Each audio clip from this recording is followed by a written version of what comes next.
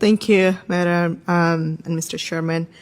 My name is Karim. I'm a member of the Rohingya community from Burma.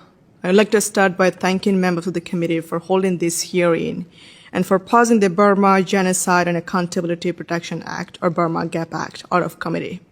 I was forced to flee my home at the age of 14 in August 2017 when the Burmese military waged a genocidal attack against the Rohingya people in Rakhine State. As a child, I lived in the world's largest refugee settlement in Cox's Bazar, Bangladesh for 6 years.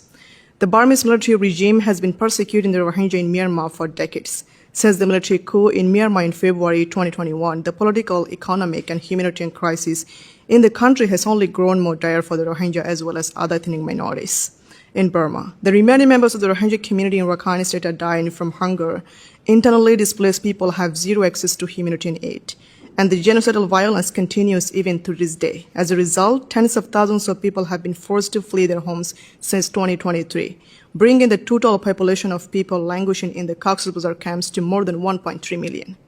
I only have 5 minutes for this testimony, but I could spend the entire day listing the abuses suffered by the other ethnic and religious groups in Burma. Not only Rohingya Muslim, but also Shang, Karen, Kachin, Moin, Karenni, Rakhine, Shin, Christian, Buddhist, and Hindu all across our diverse nation have endured years of persecution, war crimes, and indiscriminate violence by the Burmese military.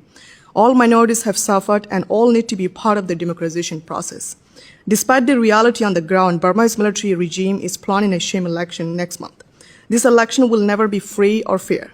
It is only the way for the military regime to seek international legitimacy. Our risky journeys out of Myanmar in pursuit of a better life did not start when the genocidal attacks against us began in 2017. People have been fleeing in persecution since at least the 1970s, forced to be refugees in neighboring countries like Bangladesh or elsewhere. I traveled back to Bangladesh refugee camps 2 times this year. When I was there in February, the World Food Program was preparing to announce cuts to food ration for refugees to go down from $12 to just $6 per month for each individual. This is a cut that would have had devastating consequences. Thankfully, the United States has stepped up to continue funding, but that funding will only last a few more months. Meanwhile, the closing of USAID and broader aid cuts have forced health clinics, learning centers, and other programs to close.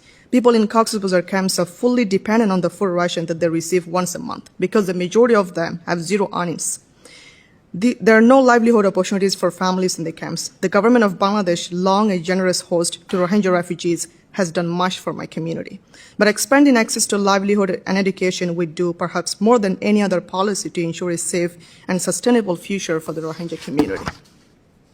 In our homeland, most urgently, too many of our people continue to die due to violence and hunger.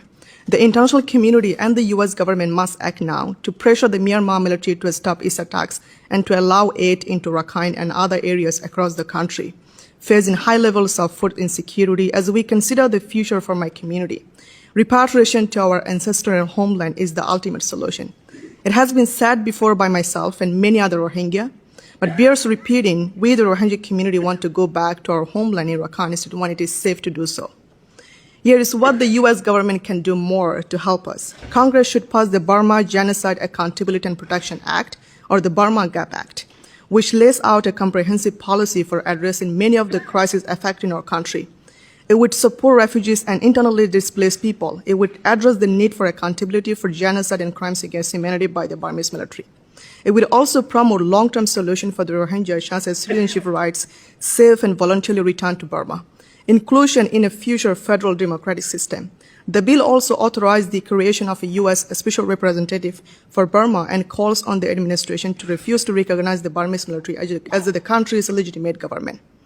This is so important ahead of the sham elections scheduled for next month. Congress should also call for the immediate restoration of the U.S. refugee resettlement program. I'm one of a few who have benefited from the kindness of the American people and America's rich history for resettling refugees. It has given me and many others the opportunity to speak up on the world stage in support of my community. And the United States should continue to engage the Bangladesh government towards providing education and livelihood opportunities for Rohingya refugees. I would like to end here with a question for you. What will it take for my people to be able to live freely and securely in our home in Burma? And when the future generation of Rohingya look back, will they still be asking the same question, or will they be home at last, asking simply what took so long? Thank you.